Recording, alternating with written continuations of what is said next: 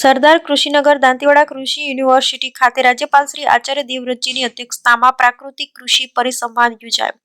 ખેતીલાયક જમીન અને ખેતીને જો બચાવવી હોય તો ગાય આધારિત પ્રાકૃતિક ખેતી જ શ્રેષ્ઠ વિકલ્પ છે તેવું રાજ્યપાલ શ્રી આચાર્ય દેવવ્રતજીનું બયાન.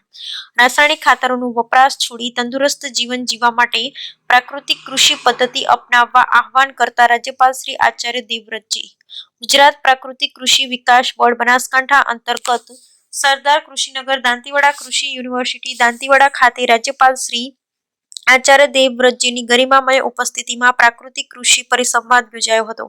રાજ્યપાલ શ્રી આચાર્ય દેવવ્રતજીએ ખેત પેદાશોના પ્રદર્શન અને વેચાણ સ્ટોલની મુલાકાત લઈ ખેડૂતો સાથે સંવાદ કરી પ્રાકૃતિક કૃષિ અંગે વિગતવાર માહિતી આપી લોકોને પ્રાકૃતિક કૃષિ તરફ વળવા અનુરોધ કર્યો હતો.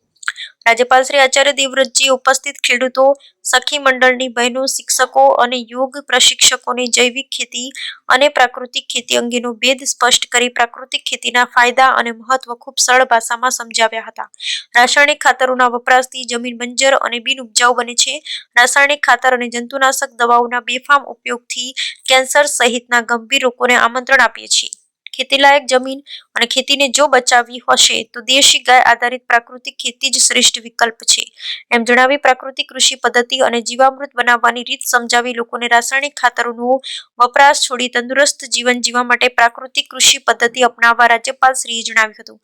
આ પ્રસંગે સાંસદ શ્રી પરબતભાઈ પટેલ, જિલ્લા કલેક્ટર શ્રી વરુણકુમાર બરનવાલ, કૃષિ યુનિવર્સિટીના કુલપતિ આર.એમ. ચૌહાણ, સંશોધન નિયામક શ્રી એમ. મુરલીધરન, આત્મા ડિરેક્ટર પી.એસ. રબારીસ, જિલ્લા વિકાસ અધિકારી શ્રી એમ.જે. દવે, જિલ્લા પોલીસ અધિક્ષક અક્ષયરાજ મકવાણા, જિલ્લા ખેતીવાડી અધિકારી શ્રી એમ.એમ. પ્રજાપતિ, આત્મા પ્રોજેક્ટ જિલ્લા ડિરેક્ટર જીનદાસ સહિત મોટી સંખ્યામાં ખેડૂતો, પશુપાલક ભાઈઓ બહેનો ઉપસ્થિત રહ્યા. Bureau report Ramjibhai Raigor, crime patrolling news bureau chief, Banaskantha.